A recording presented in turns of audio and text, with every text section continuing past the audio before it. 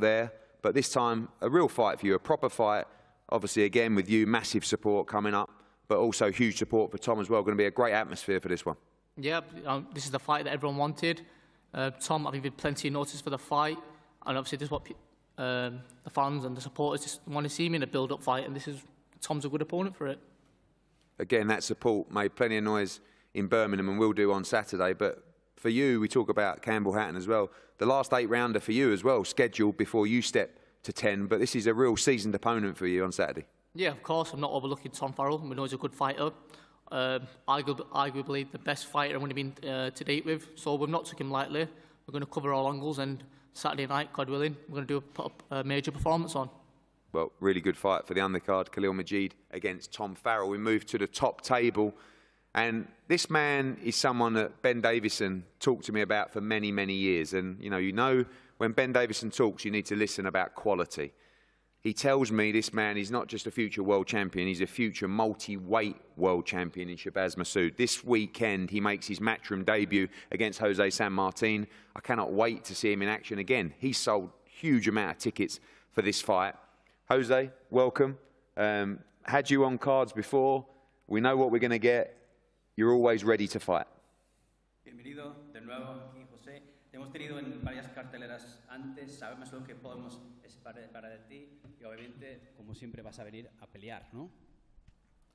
Bueno, muchas gracias por la oportunidad. Buenas tardes para todos y bueno, como todos saben, vengo a hacer mi trabajo aquí con Massoud, se me escapa el nombre, pero bueno, venimos a dar la guerra, venimos a llevarnos la victoria. Es un boxeador que se mueve bien en el ring, pero como todos saben, la trayectoria mía, la experiencia es lo que va a sacar todo adelante. So firstly, I want to say thank you very much for the opportunity and hello to everybody here present.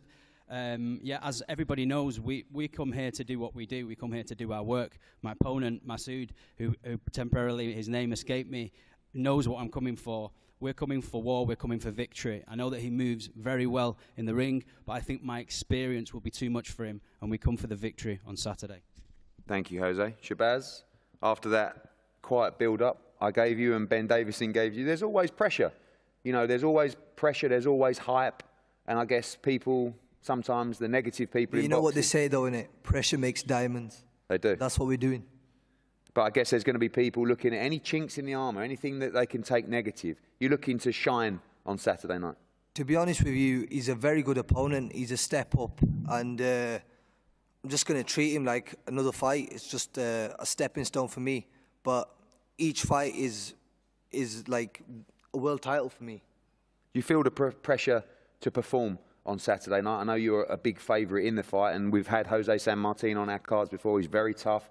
You know, he'll give you a great night's work as well. But a big statement and a big performance along with a hype goes a long way. I'm just coming to do me. And as long as I do me, I know I'm going to get the W. And finally, a quick word on the support as well. All of you guys sold fantastic amount of tickets for this card. But travelling fans looking up to come and see, hopefully headlining in your home city one day as well. So. Inshallah. And alhamdulillah, we've done amazing with tickets. And I just want to say thank you to everyone who's turned out. But Saturday night, let's go.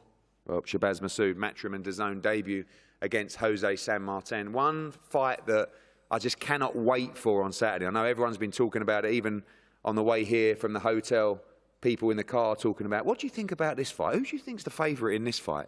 And this is Reece Bellotti, excuse me, blimey, Reece Bellotti against Aqib Fiaz for the Commonwealth Super Featherweight title. Fantastic, fantastic fight. Two guys that we adore at Matchroom. Reece Bellotti has been around with us a long, long time. He's had his ups, he's had his downs, always exciting. Aqib Fiaz, one of the nicest people you meet, one of the hardest working people you meet. Of course, he's with Nigel and Jamie, who we love as well. This is just a brilliant domestic fight. I don't really know where to start, but I'm going to start always with the left. Reece, for you, this is a fight I believe now you've become favourite for. With the bookies, it is a real 50-50 fight. I know you're full of confidence. You had a tremendous win last time out against Yusuf Kamari. You've been sparring dozens and dozens of rounds with Joe Caldina. This should be a tremendous fight on Saturday. Yeah, 100%. And it makes a change that I'm actually a favourite in a fight for once. But yeah, like you say, I've had a great camp. I've sparred Cordino, like you say, loads of rounds. Couldn't get better sparring for this camp, and I'm prepared the best I've ever had for this fight. So I know it's a big one. Talk us through that championship experience. You know, Tom Farrell was saying earlier about how sometimes those defeats and those hard championship fights over the distance can mean a lot in terms of your development. You seem to actually have improved as a fighter if you've suffered some of those defeats earlier in your career. I mean, you were in with Ryan Walsh, who was well ahead of you in terms of experience and probably quality at the time, and other fighters as well. Raymond Ford, who I think is like a pound for pound great fighter. But coming through those defeats, you learn so much more about the game, and you go into this fight as someone with all the experience. Yeah, exactly that. Like, you always need to tick them boxes as a fighter. You need to, when you go up to 12 rounds, you've had a hard 12 rounds and you've done well, you've adapted, and you can learn from that experience and put it into your game for the next fight. And finally, people just used to talk about you with your power, but last time out against Kamari, you were relentless, but you also showed great boxing skills against someone that was technically very gifted. Almost good preparation for this fight as well. People talking about the boxer and the puncher, but we know you can do both now. But one thing always on your side is that engine over 12 rounds. Yeah, exactly. Like you say, I've had a very hard camp, so I'm in very good shape. And yeah, it's not always about the power. You can't always rely on it. That's something I've learned through having these long fights and that experience and stuff. So I can box and I can punch. So he's got to deal with that on the night. Thank you, Reece. Aqib, welcome.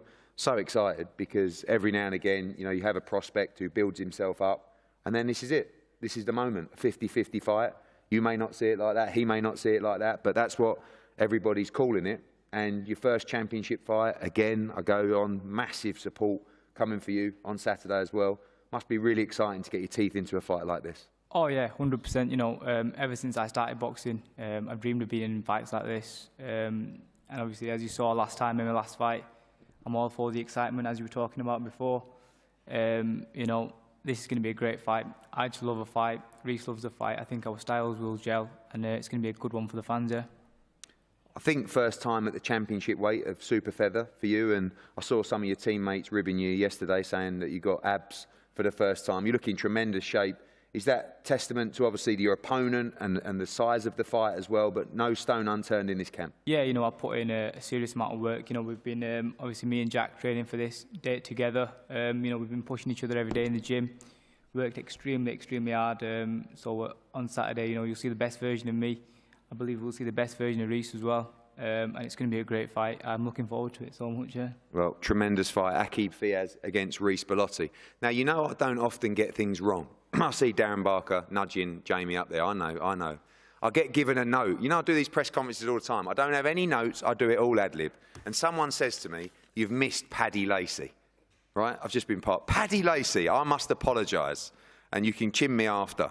And perhaps we talk about big ticket sellers, you are that on Saturday night as well. And I thought I'd dealt with you down there, but I didn't. So Paddy, welcome.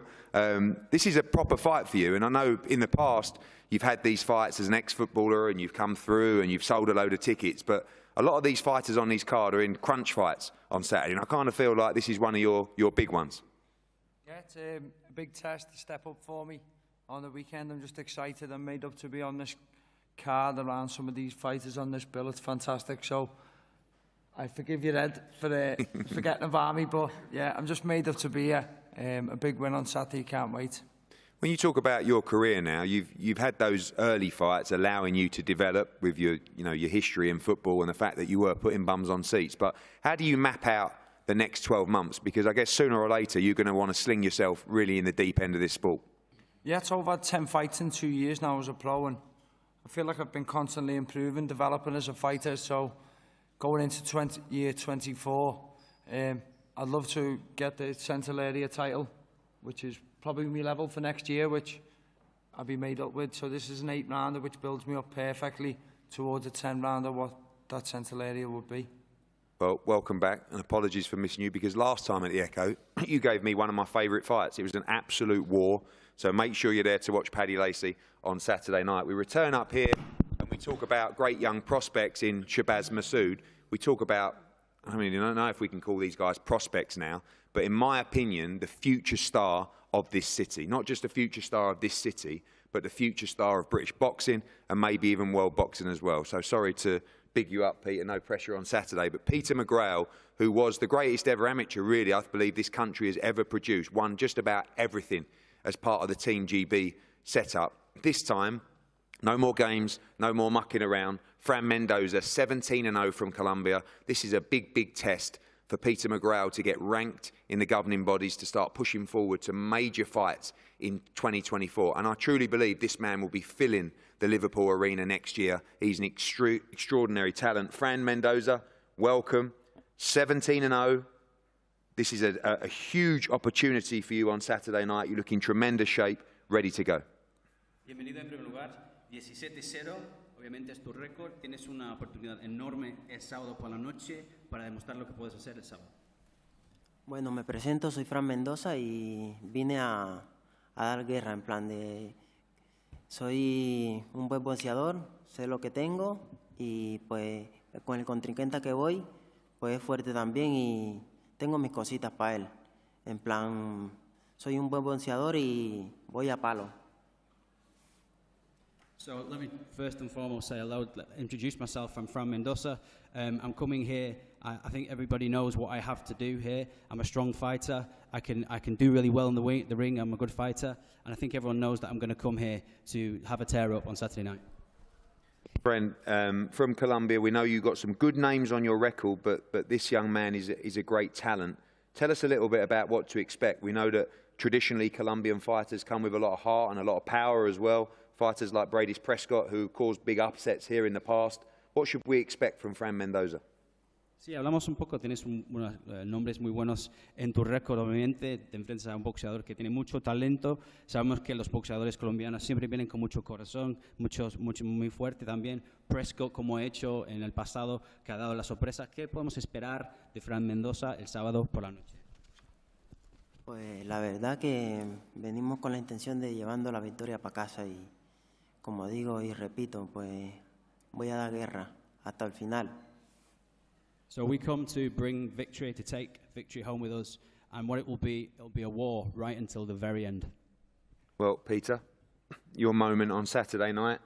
I get so excited, as I said, when all these prospects start stepping up. We know that you're going to breeze through the early levels in the professional game, but it starts getting real for you on Saturday, and I bet you can't wait to have a proper fight on Saturday. Yeah, definitely. Yeah, I'm made up to be obviously back in Liverpool in front of all the home fans, in front of my family and that. Thanks for coming to Liverpool again. Such a great card, but this Fran Mendoza, obviously, he's in my way to where I want to go, and he's on paper he's a step up, but if you look out throughout my career, he's not going to be bringing nothing to the table that I haven't seen before. A lot of people feel like as you start facing better opposition, your performances are going to continue to improve as well. Do you feel that the higher, I mean, I know the nickname of the Scouse Lomachenko is a difficult act to follow, but you are that good. But as you fight better opposition, you're really going to start showing those levels. Yeah, definitely. Yeah, the better the opposition gets, obviously, the better I'm going to perform. And Fran Mendoza's saying there he's coming for war, so the more he comes, the more he's going to get punished. So yeah, I'm looking forward to Saturday and I'm ready. I know that Saturday is the only part of your mind right now and your plans, but obviously the key is momentum, looking to put a good performance, hopefully even get out later on this year as well. But the key moving forward over the next 12 to 18 months on that route to the World Championship is activity. Yeah, 100%. I'm at the moment co-main, obviously, under a brilliant main event, but over the next year or two, as you mentioned, want to be selling out the Echo and winning my first world title there. Well, I believe you can do it. Make sure you get on board the Peter McGrail train, not just Liverpool, but British boxing. Outstanding talent and a great fight for him against 17-0 Fran Mendoza on Saturday. You talk about great fights, you talk about great names. This man to my left has broken our heart so many times. I mean, a three-division, three-weight, three-time world champion, Jorge Linares. I remember the fight against Kevin Mitchell. I think no one in this country did not want Kevin Mitchell to become a world champion. He might have been a couple of rounds away from potentially doing it before Jorge Linares stopped him in a fight of the year at the O2. We brought him back to Manchester. I thought we can definitely get him beat.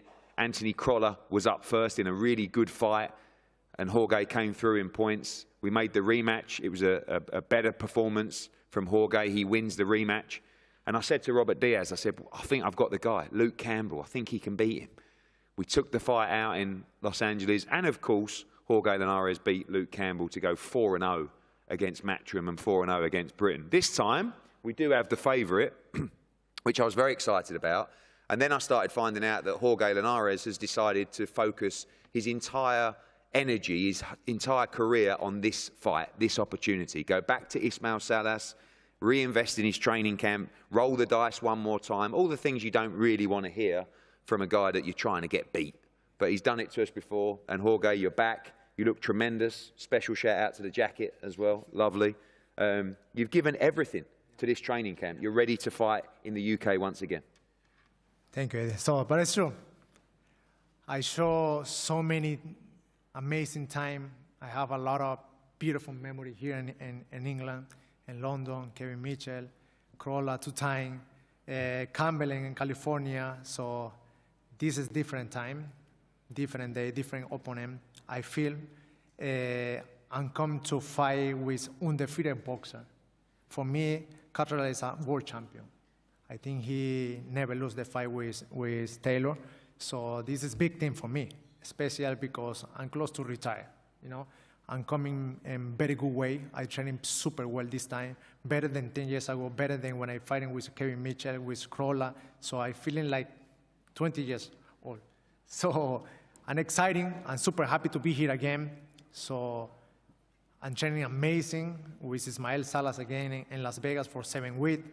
And the thing is, I don't like talking too much. I like to work hard. So I'm excited to make a beautiful fight with Jack this Saturday night. Just one final question. So many times in your career, you've bounced back. Yes. You know, you become a world champion, you got beat, you came back, you won your second world title, etc. And then even, I remember on our show at Madison Square Garden, you got beat by Kano in one round. Yes. And it was like, that's it. Yes. And then some of your best performances came off the back of that defeat. Now, we know you're coming off a defeat as well, but you can never rule out Jorge Linares. You are a winner. You are a true competitor. I don't know why, but it's true, man. I remember when I fighting with DeMarco in California, and also when I lose with Jejo Thompson in Mexico, I was like close to retire, and then I waiting for something opportunity. I think that opportunity in Japan 2014 before New Year, and I get a world champion again, and after that I make 6 defense. So, and now I feel the same. I come from 3 losses. I don't care. I don't thinking too much about that because I have a lot of experience in my life. This is not new. So the only thing right now, I'm fighting with amazing boxer, young guy, amazing fighter.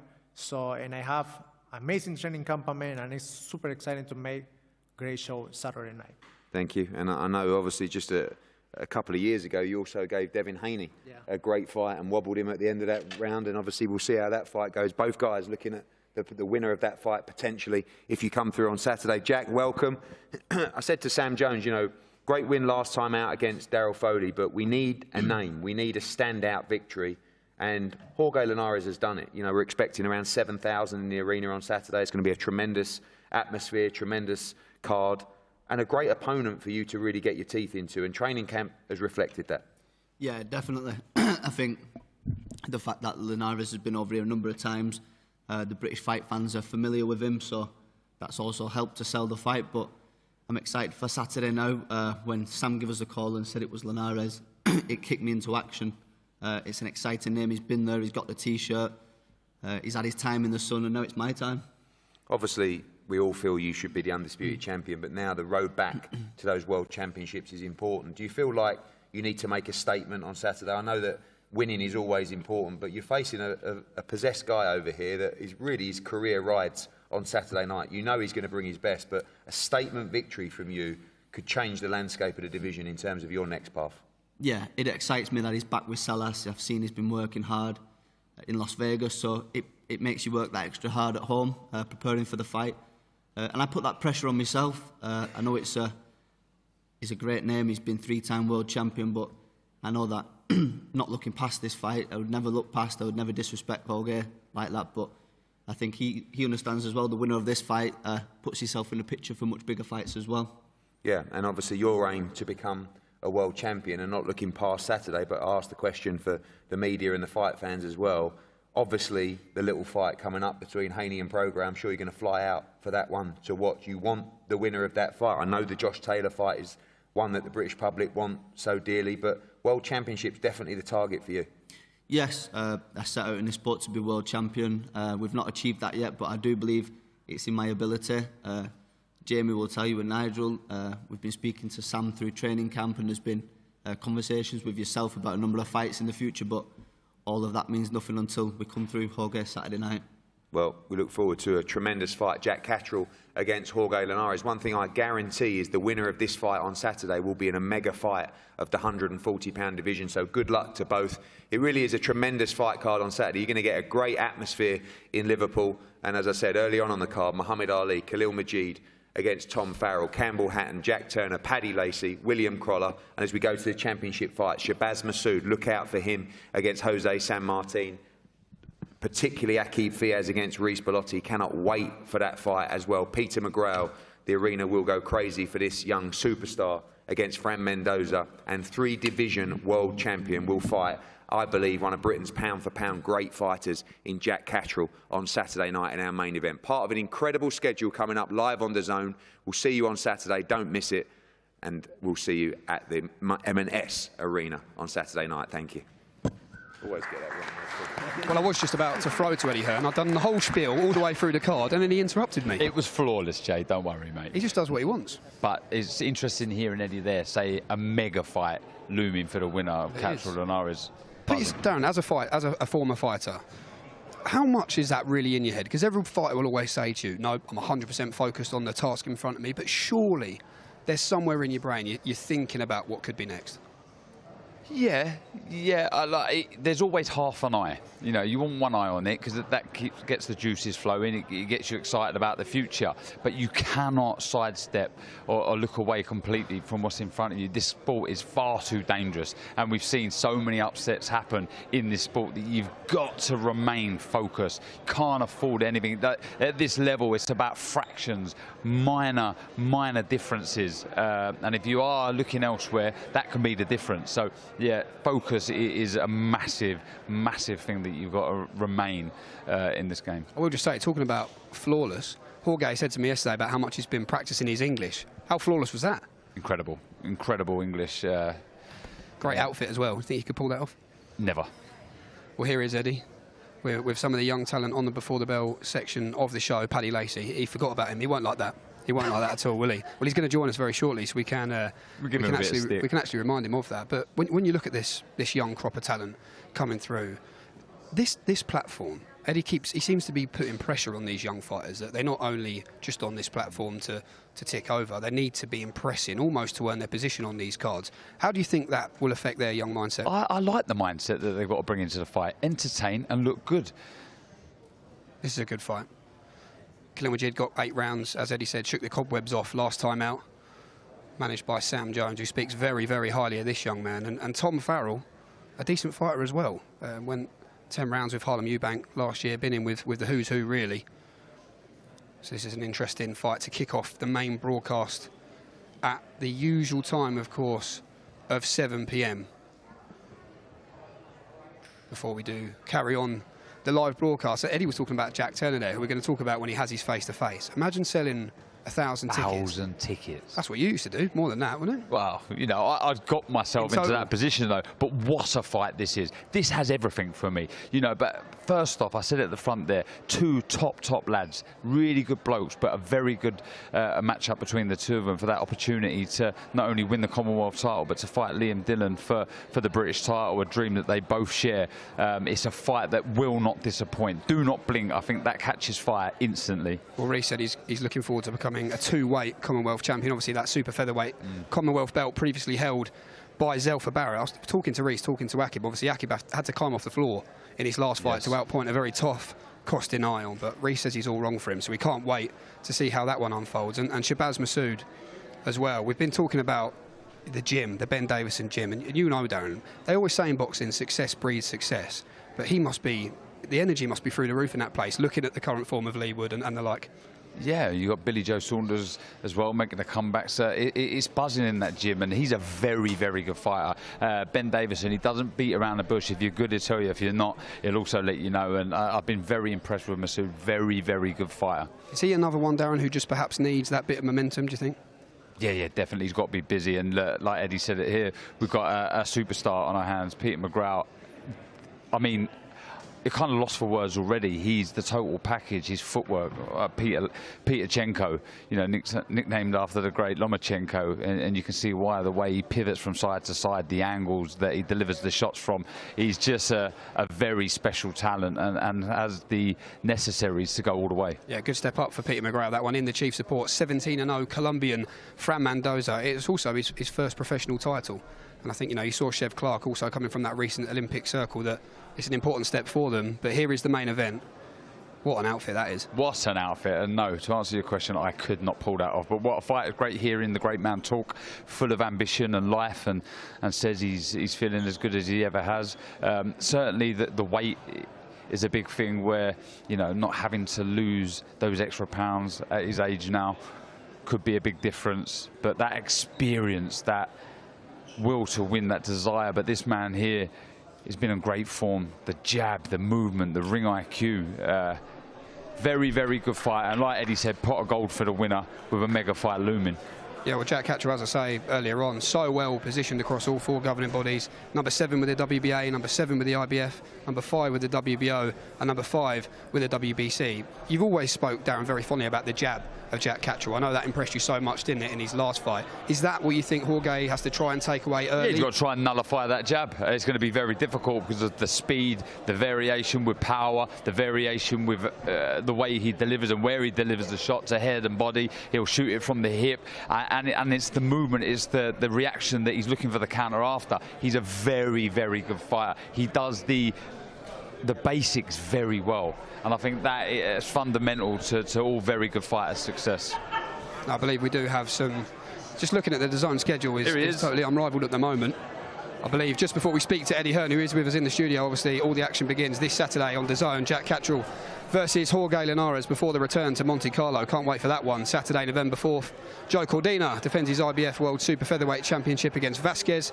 We're back to Dublin for Cameron Taylor 2 on the 25th of November, the rematch before Rodriguez Edwards as well. I think they might have missed out a couple along the way here, but that's Rodriguez Edwards December 16th in Arizona. And one fight we've missed out the schedule there is the small matter of Devin Haney versus Regis Prograis. Eddie Hearn is with us now. Eddie just returned from San Francisco. Are we blame? That's why I miss Paddy. Is that it? The jet lag? Oh, right, okay. Listen, makes you sense. lot make me laugh. You're all like, I can see you all sniggling, right? I don't know why you're sniggling. And obviously, I finished the bottom table, and you're all sniggling, right?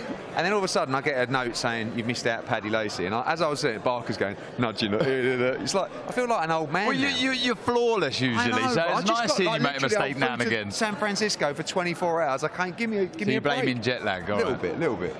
In terms of the build-up for that one, Ed, yeah, it was a great way to start. Yeah, I mean, it was like just went off straight away, which is great, which is what you want. And you know, at the end of the day, people keep talking about, you know, misfits and stuff like that. And obviously, we can't learn anything in the ring.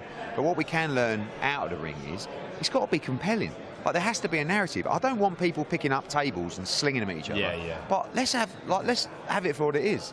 It's a fight that means a lot. So let's sell it. Like, let's not be cringe and let's not make things up. But let's speak into existence. Let's speak the truth. And those lot just went at it. I mean, Evans, a strength coach, who I've actually never even met before, just went at Bill Haney. Bill Haney's great. Devin John, apparently the head-to-head yesterday was red hot. And that's what you want from a build-up. We're approaching 10,000 tickets already in San Fran. We've got like 7 weeks to go. That's a mega fight.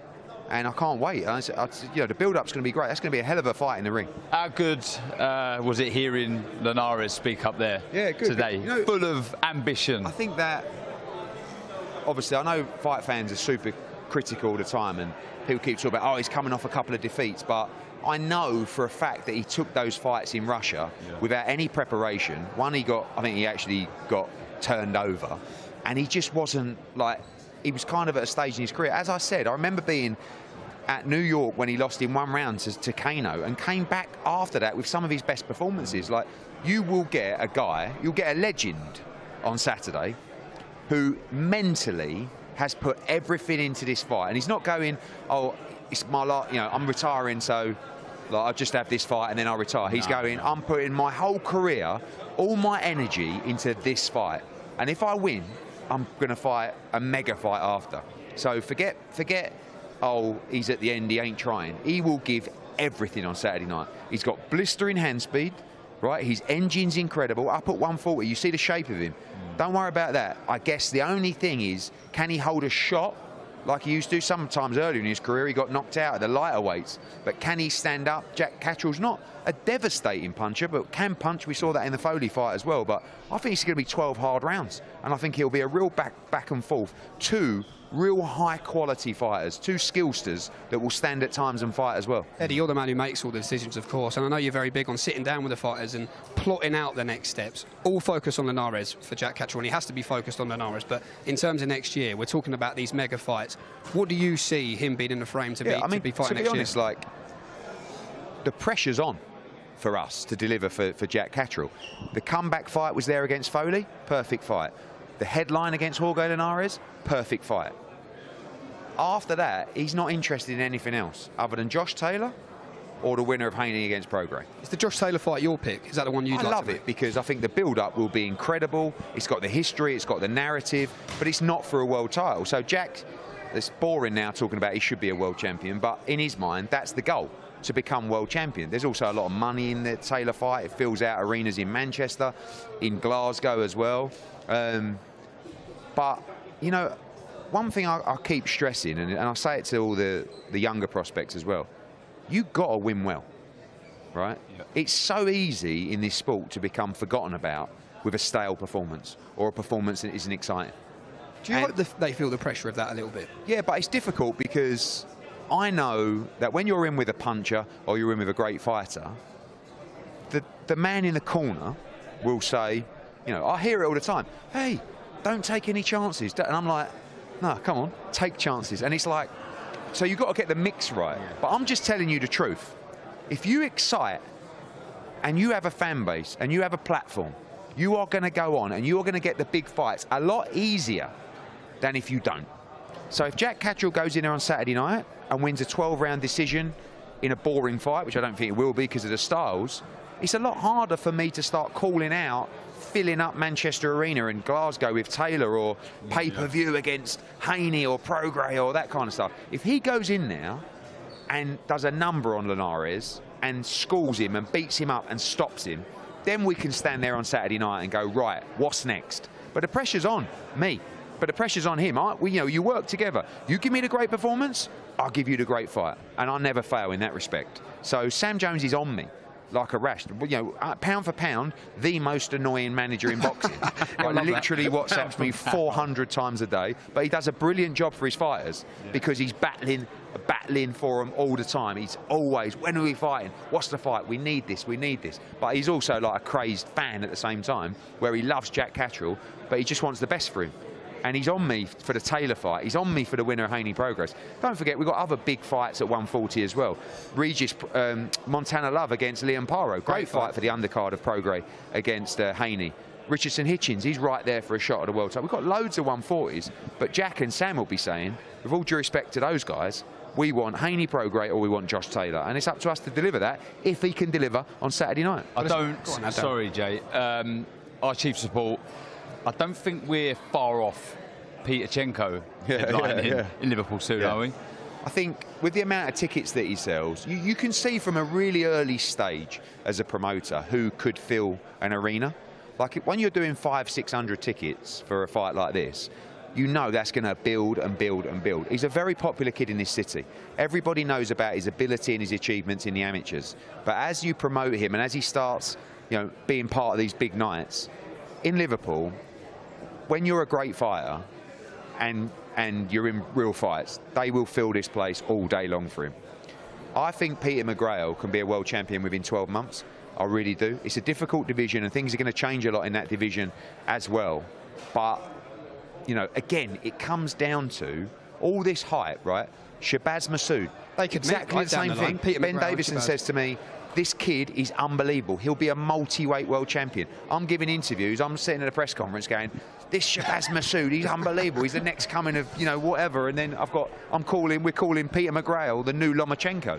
So, but if you perform under that hype, you're going to the moon, right? And McGrail, if he can look good. The problem is with a Fran Mendoza, he's 17-0. We know he's good. He might be really good. He might be a little bit awkward. Sometimes Colombian fighters can be a little bit clumsy. They're, you know, historically very heavy-handed. But if you know, when I look over sometimes, I'm sitting there and I look at the commentary row, you've got Darren and you've got Mike and you've got Bunsey and you've got, you've weaseled your way in as well, but I don't bother looking at you. But I look at those guys straight away, yeah, after a performance, and everyone, we all look at each other and go, that's what I need 7,000 people in the Echo Arena, M&S Arenas, to do on Saturday night. I need them to leave there and goes, my God, they were right about that Shabazz Massoud. God, when's McGrail back in Liverpool? You know, I mean, there is talk of an opportunity for McGrail to go on the Sonny Edwards-Bam card in Phoenix if he comes through on Saturday night. It'd be a massive platform for him as well. And this kid's super special. But again, fighters, you've got to perform, you've got to excite, you've got to entertain. And I'm going to put more stress and more emphasis on that because I see it, you know, being at the event last week, the Misfits, again, and like, don't forget the boxing, that energy, that excitement in the build-up, but more importantly, the product in the ring, it's got to match the hype. You're thinking as well of the longevity of the sport, aren't you? About people generating more interest in the sport. You know, it's important that the fights are 50-50s to a degree. 100%. And people look good. They leave it all in the ring, 100%. But that's, you know, the 50-50s, they're all very well saying 50-50s. Sometimes you do have a responsibility to bring a fighter through in a responsible way. You can't just say to a fighter who's 3-0 and got a massive future, right, you're in this 50-50 war in your fourth fight over 6 rounds. But at least match them in a way that's going to show their ability rather than mismatches. But through the card, that's why I love fights like Reece Bellotti against Aqib Diaz. Great fight. Complete, even Khalid Majid over against Tom Farrell. It's only 8 rounds, but it's a good fight. So from the bottom, we need to drive people in the arenas early in the night, and we need to make sure that they stay. So we've got to educate them about the fight card. That comes through the promotion, building the narrative, making sure that the fighters can have a profile themselves on social media, that they can engage with each other. And we can see a little bit of hype as well. There's nothing wrong with that. There's nothing worse than a boring press conference or a boring build-up where someone says, I've had a great camp, I'm not looking past Saturday, I'm not much of a talker, I do my talking in the ring. Okay, great. It's on the fighters a little bit, isn't it? It is. And I don't expect them to all of a sudden become thespian actors that can just build a fight and pretend. But we're in the fight game. So we have to work hard to put them in that position. They have to work hard on a profile. But what matters at all times is the product. You can have all the hype in the world. Once you get in a ring and it's boring, or as we saw, not very good at all, it's over and it has no longevity. So we have to, as a promotional company, and all promoters have to look now at the matchmaking and dealing with the managers and the lawyers. Don't forget, we never want a bad fight. I don't want to put a bad fight on the card. I don't want to put a 90-10 fight on a card. I want great fights. I want to sit there as a fan and watch war after war after war. We do have a responsibility, but we need to put pressure on the managers and the lawyers and the advisors, because their job is to get the most amount of money for the easiest fight out there. I understand. We've got to say no. And we've got to be prepared to lose fighters if you're not prepared to be in big money fights that occasionally are competitive and occasionally are 50-50, but if you win, you carry on, and you carry on. Look at Lee Wood, right? This guy was making 10, 20,000. He's a multi-millionaire, right? Because he gambled, he believed in himself, he improved, he entertained the boxing public, and now he's kind of like a British boxing icon. You got, right? I think as well, take the emphasis away from that unbeaten record, this Mayweather, Joe Calzaghe, because I think fighters are now, they're scared of losing. They are. They're a little bit worried of losing, and that's taking something away from their performance. Go out there, leave it all in the ring, and the pot of gold, the opportunities are endless. I think that some fighters feel that if I lose, I'll get cut. Can you see why they do feel that? 100%, but I promise you this, if you lose in a great fight, and the fans loved it, you will be back. You will get another opportunity. And sometimes you're not blessed with an Olympic gold medal and a big profile. So you're going to get to the stage where you are going to have to sink or swim, right? Reece Bellotti's been there before. He's sunk. But guess what? He swam back to the surface. Aqib Diaz is sink or swim. But I know Aqib Diaz will entertain. And if he loses on Saturday in a thriller against Reece Bellotti, he will come back and he might fight Campbell Hatton in a fight for an eliminator for the British title. And if, you know, once you suffer 2 or 3 defeats, listen, I'm sorry, but maybe you haven't got as much of a future in the sport as we thought. But 1 defeat means nothing. If you're competitive, if you're exciting, if you're entertaining, and that's what you're going to start seeing from us, honestly, a lot more. And you know, at times we've got to be brutal enough to say, this is the fight. If you sit down with a training team and the training team went, yeah, we think that's the fight, but the manager and the say, well, we just want 1 more. Do you know when I hear that? We just want 1 more? Do you know what that 1 more means? Excuse my language. A shit fight. A run out. And sometimes you sign a fighter and they go, well, what we want is, we want 2 easy ones and then we'll go in the big one. The 2 easy ones mean 2 fights that us and the entire Twitter sphere and the boxing community have absolutely no interest in. They don't sell tickets, they don't drive viewership, and it's just boring.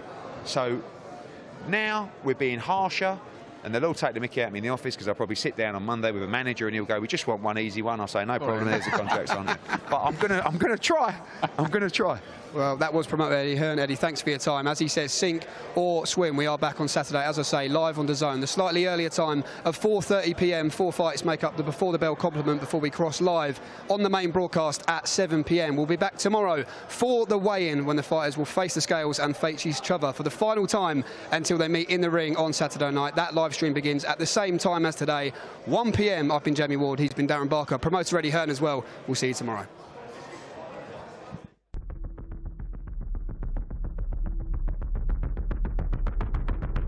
I've grown up watching Linares. I'd class him as a modern-day legend. It's an amazing opportunity. It's an amazing fight. We could talk about all these exciting fights in the division, but they mean nothing if I don't put on a good, strong performance and beat him. Jack Catterall is an undefeated guy. By October 21st, I don't get that. On October the 21st, we climb through them ropes, it's game on. I know what he does, because I know what he's capable of. Jorge Linares is back! It's up to me to beat him. And that is it! Heading towards another world title chance.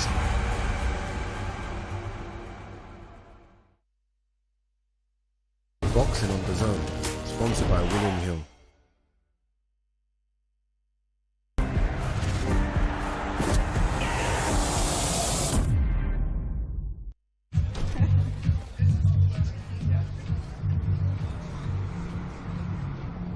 Have you been there? Been places no one should go.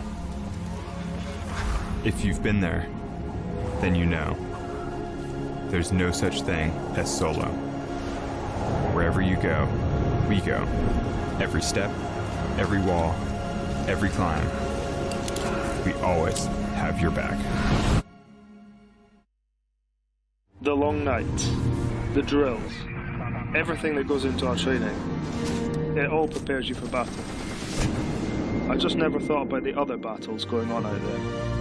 Very strong. When they realised that just saw the high 1 million children starving in the region. Seeing these kinds of things, it changes you. To know that we've helped and made a difference, that's what I'm most proud of.